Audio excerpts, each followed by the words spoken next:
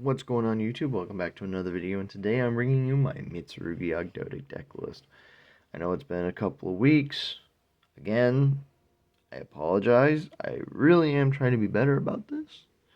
But now that the new ban list is out, I have some decks that I can rework and bring to you guys like that. So hopefully I'll actually pump out videos instead of being a lazy ass. But this deck I had been working on since before the ban list.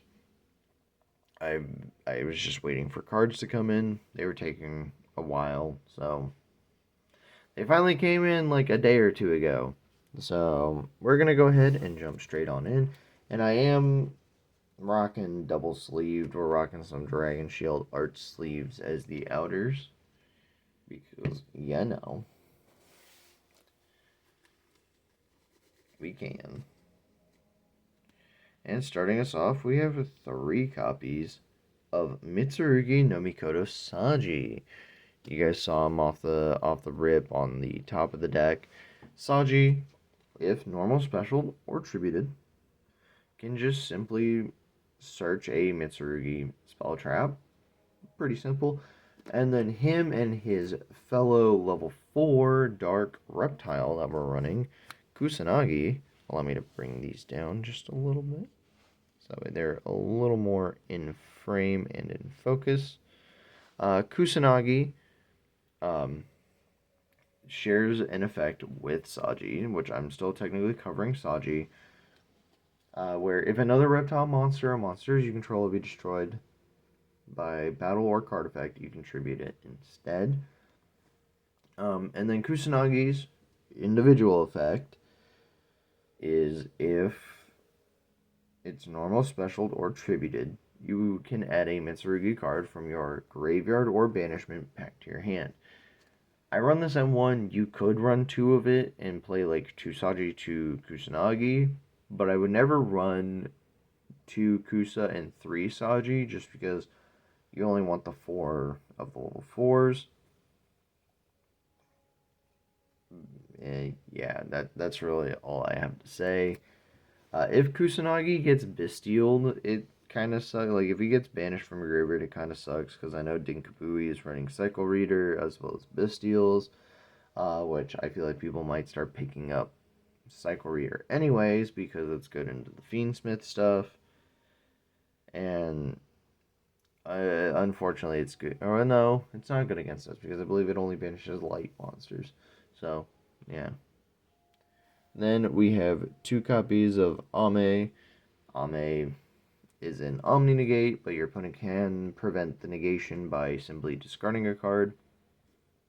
On Special Summon, it destroys all other monsters on the field, and if it's tributed, you can search a Mitsurugi card from your deck to your hand, and then Special Summon this card from your graveyard.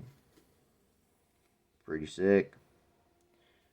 Then we're on 1 copy of Futsu that has the same revival effect as Ame.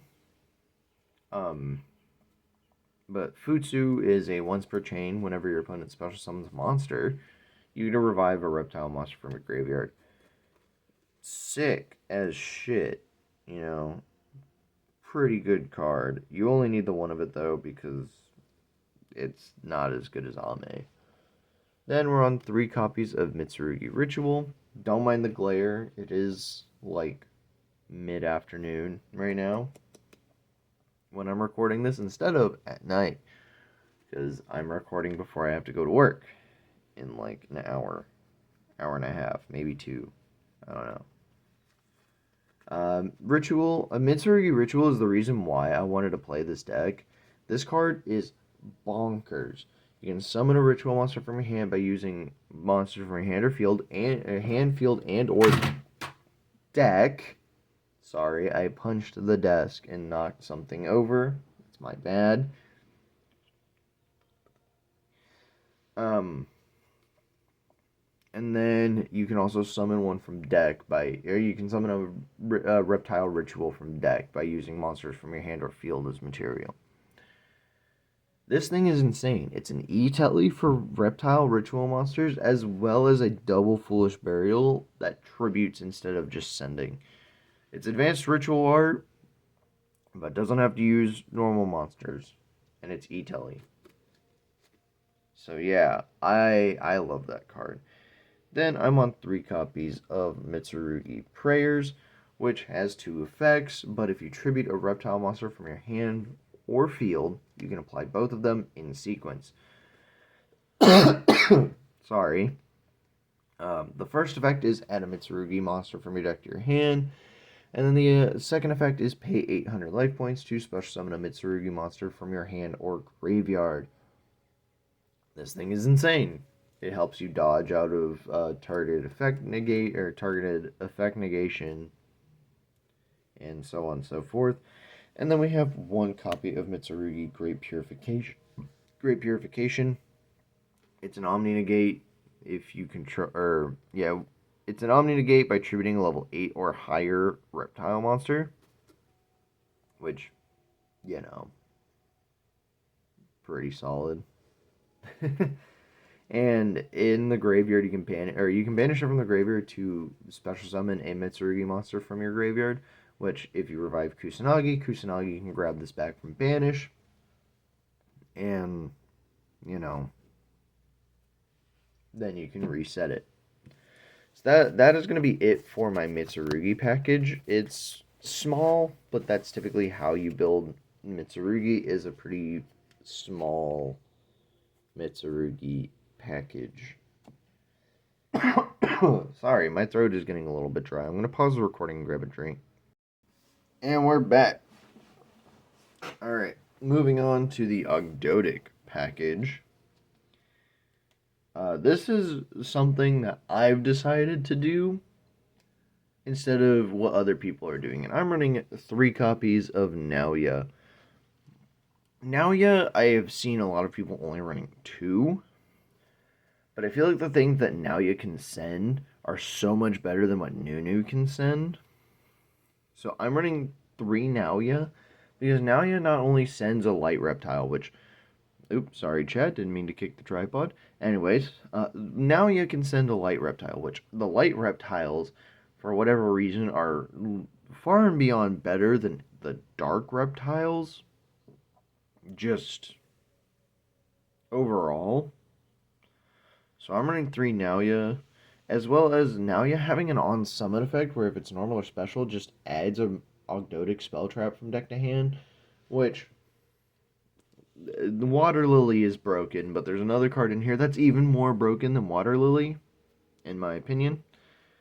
So that's why I wanted to maximize Naoya.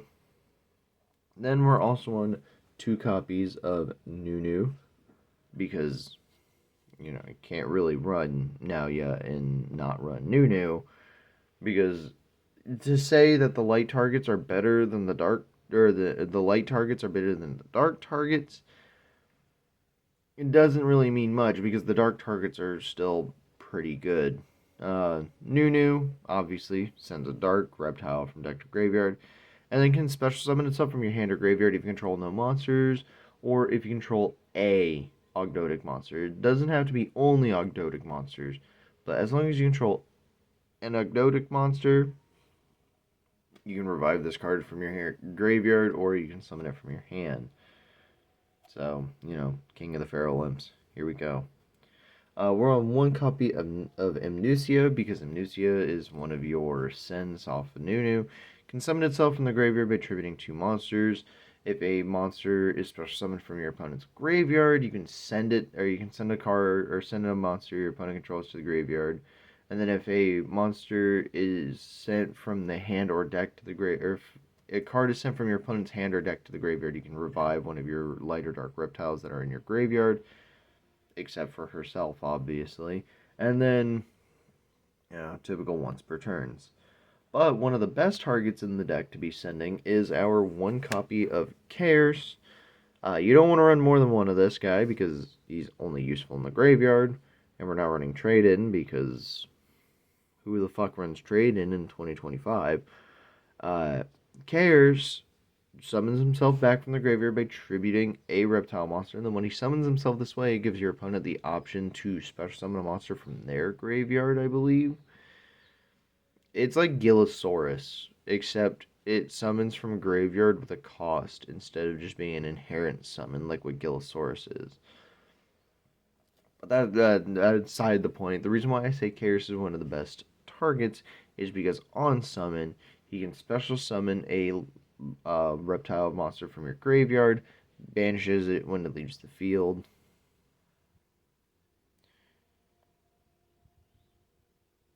Yeah, oh no, it summons an Ogdoadic from your graveyard. That is my bad. Level 4 lower Ogdoadic. That is my bad. Still banishes it when it leaves the field, but essentially what you can do is you can Nalia, pitch itself, send Cares, and then if you can put a body on the board, and let's say you go normal summon Saji, your opponent stops the Saji. You can then go Nalia effect in hand, send its or pitch it, send Cares, Cares tribute your Saji, summon itself, then Cares revive Nalia, Nalia on summon, searches anything. I say anything. It doesn't really search anything. It searches any Ogdoadic spell trap, which that's just in a vacuum if you open those two cards. Next, we're on the one copy of Alert, just because you kind of need both of the one tribute revives, and Alert is just worse. You contribute it to special summon it, but then your opponent can add a monster from graveyard to the hand, so it lets them get back any monster-based hand trap, and giving your opponent access to a second copy of Effect Veiler, or if you're going against Blue Eyes, giving them access to yet another copy of Effect Veiler that they searched, or giving them their Effect Veiler they searched back. Not fun, especially because Effect Veiler lacks that once per turn clause that most hand traps have.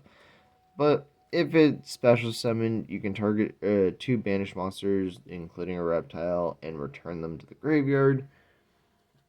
So it puts stuff back in your graveyard. Not the most important things in the world. Next, we're on one copy of Nephalibus. This guy is actually pretty cool. If he's in the graveyard and a reptile is sent to the graveyard while he's there, you can special summon him, and then you can just once per turn revive a reptile monster from your graveyard. Solid card. I like him a lot.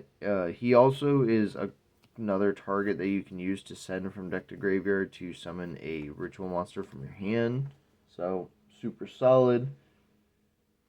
And yeah, sorry, I got a little bit itchy, but yeah, Nephalibus, really strong card.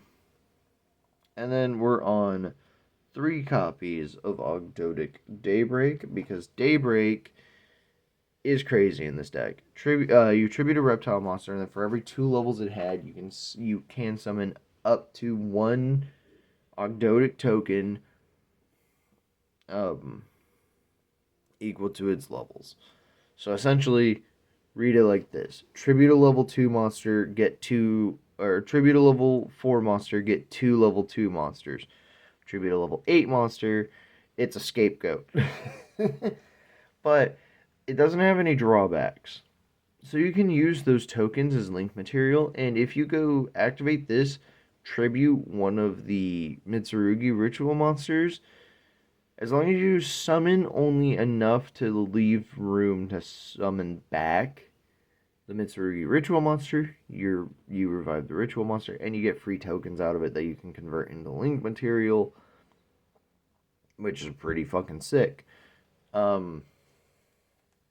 Then I'm on the 1 copy of Water Lily, just because Water Lily is great as extension. It's Foolish Burial, and then if you have 5 or more reptiles with different names in your graveyard, you can just revive a monster from revive a reptile monster from your graveyard.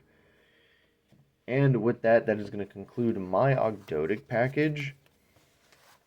Oh, sorry, guys. I don't mean to bop the fucking camera. I don't really have a lot of room with how I'm recording, but I'm doing my best. Moving into the non-engine that isn't hand traps. Starting us off, we have the 1 copy of Nightsword Serpent. If it's sent to the graveyard by a card effect, it just revives itself, but it banishes itself when it leaves the field. You can circumvent that by King of the Feral Imps. Cool, whatever.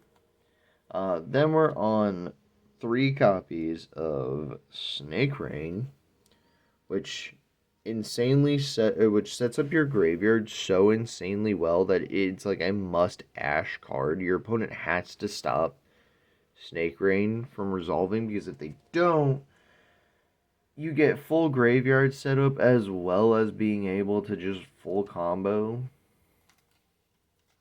with Snake Rain, which is absolutely insane. Then we're on one copy of Called by the Grave and the freshly limited Crossout Designator. I feel like if you're not playing these, you're obviously not worried about getting hand trapped. This deck, there are some hand traps for us to worry about, that I am running, but there are some that we need to worry about that I'm not running, but that's because it's Foolos, because Foolos is a very expensive card. And then lastly, we're running one copy of Planet Pollutant Virus, which just says when you activate it, tribute a alien monster, and then every monster your opponent summons for the next 3 turns gets an A counter placed on it. That's all it does, but I'm pretty sure you all know what that means.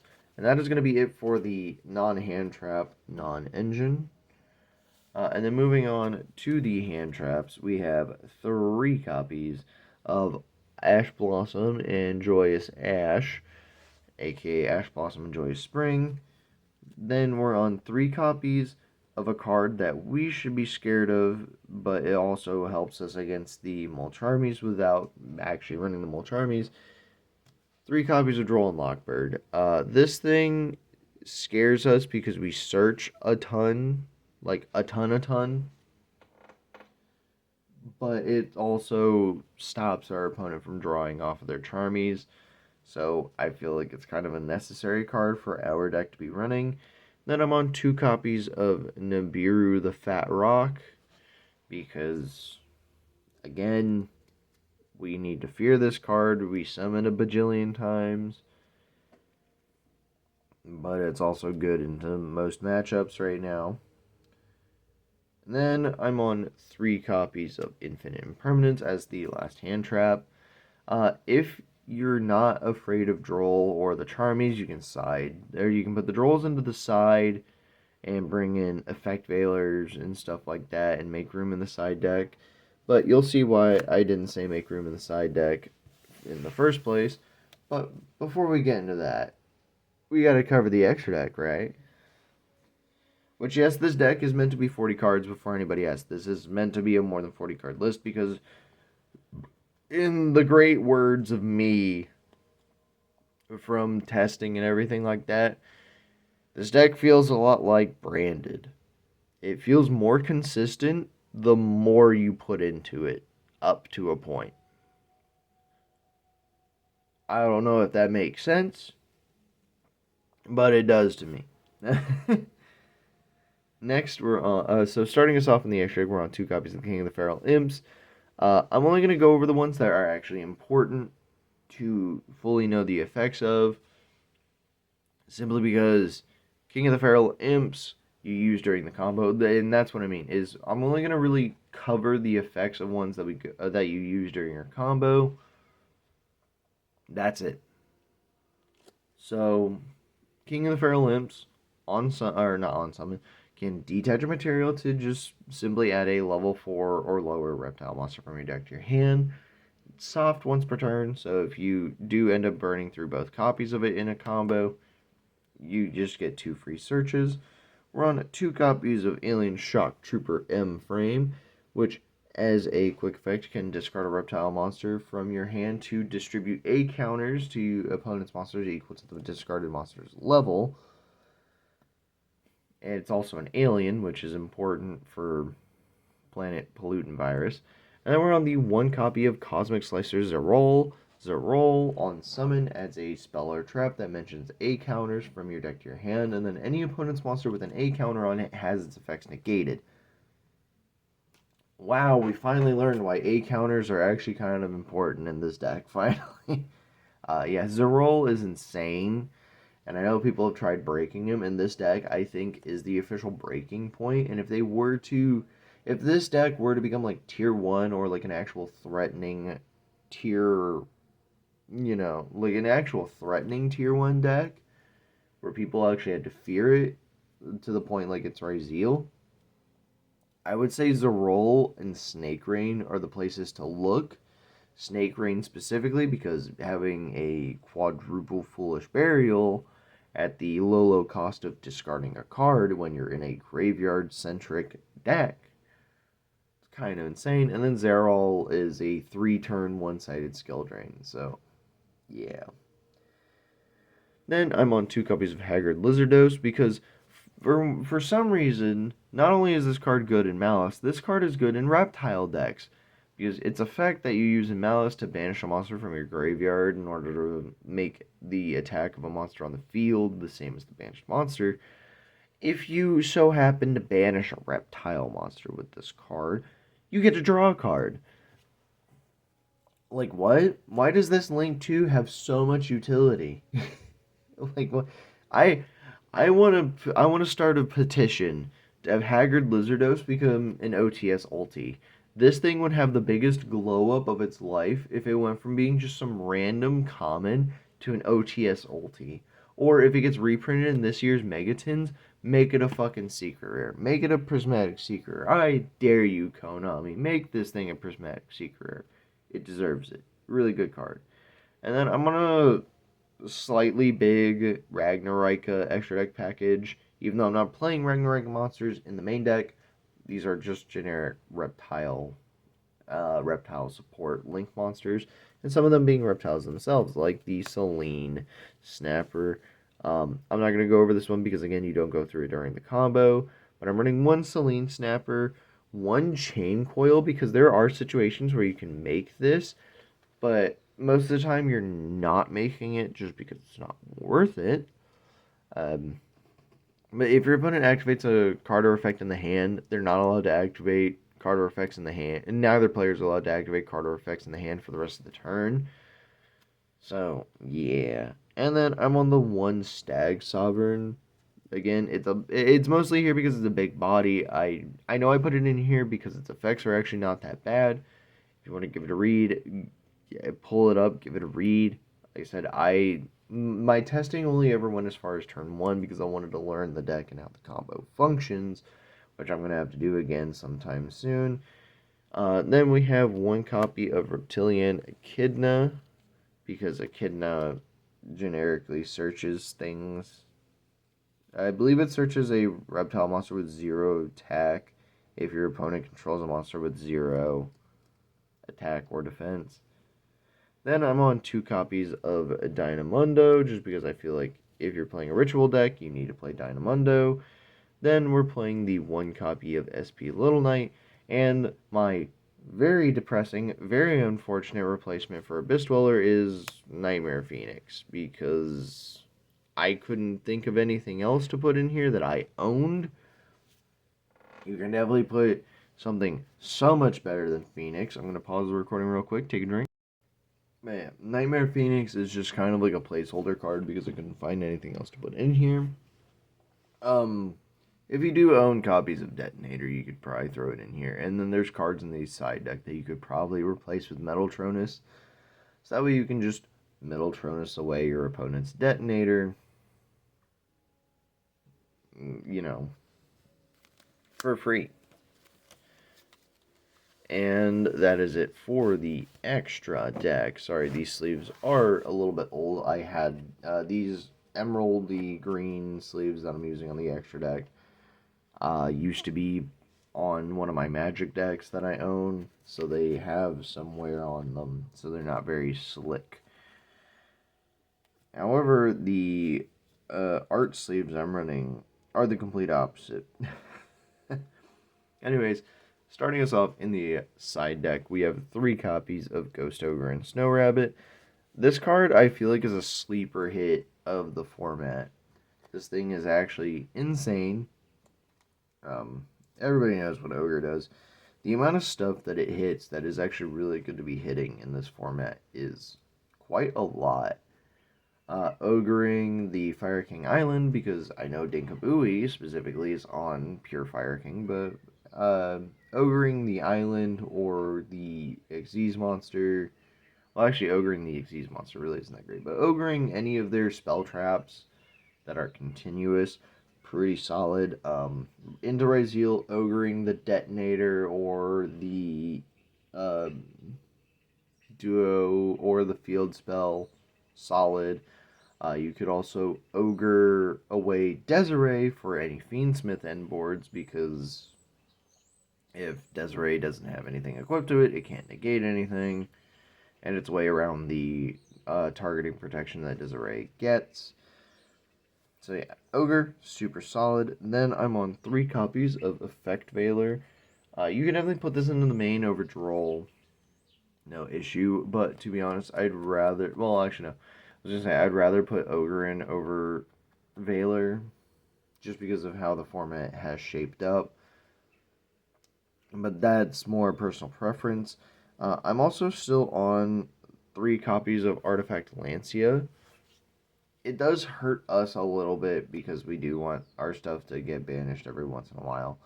But we don't want everything that we send to the graveyard to get banished, by the one of Shifter. You can definitely remove Lancia from the side deck and play Metaltronus. The only other card that I could see being taken out of this for Metaltronus is probably Veiler or Ogre.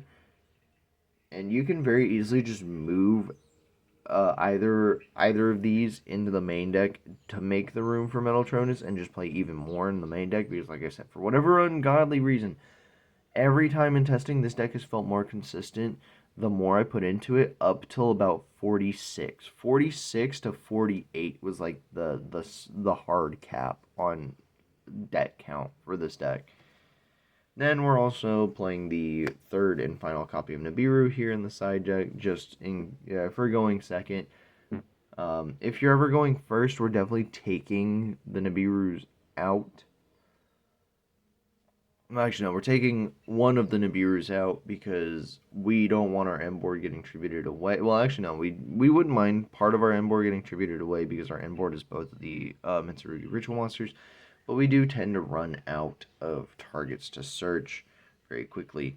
And then the last of the extra deck is my 2 copies of Thrust. If you have a 3rd copy, obviously, you go start by cutting the Lancias and playing the 3rd copy of Thrust. I only own the 2, and my targets are a copy of Talents, a copy of Feather Duster, and a copy of D-Barrier. Just because I feel like D-Barrier is also one of those, like, slightly slept-on cards. But I know it's also a very annoying and oppressive card, and some people would actually like to see Barrier ban. Fair. Shutting off, a deck's core mechanic really fucking sucks.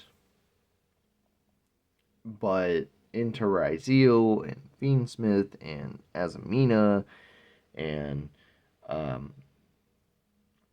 yeah, I'm just gonna stop the ramble there. This card is also a good cross-out target if somebody brings it in against you. Cross-out calling Barrier in response to Barrier when they're calling Ritual, obviously. Pretty solid. And that is going to be it. Let me pause this recording, and I'll get everything set back up for y'all properly. Be back in literally a second. So, with that, I am going to be concluding my Mitsurugi Ogdoadic deck profile for this current format.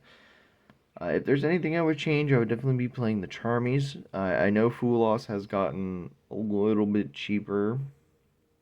Hurts me to say that because it's still really not that cheap of a card, but it's better than what it was. I know Fua is definitely a card that I would be playing. One of the Dominus cards, I believe it's Dominus Impulse. You can definitely be playing that. And there's a lot of other things you could be playing in this deck that are better than what I'm playing. However, I'm building with essentially what I have, and then I ordered the missing pieces because I had the money for the missing pieces rather than the missing hand traps that I don't own. And I like to call myself a little bit of a budget player. So, with that, guys, if you're new to the channel, be sure to hit that subscribe button. I'm on my way to 250 subscribers, as well as go to the channel and look at the top of my channel by the banner. I'll have a link to my Twitch. I stream a variety of things. I've been streaming a lot of Poke Rogue recently, but I do stream Souls games. I occasionally stream some Call of Duty. Maybe sometime in October I'll do some horror game streams. Just come check me out. Stay high. You don't have to stay for the whole thing. If you just drop the follow and never bother looking at Twitch again, because there's better people to watch, I understand. And on that note, I will see you all in the next one.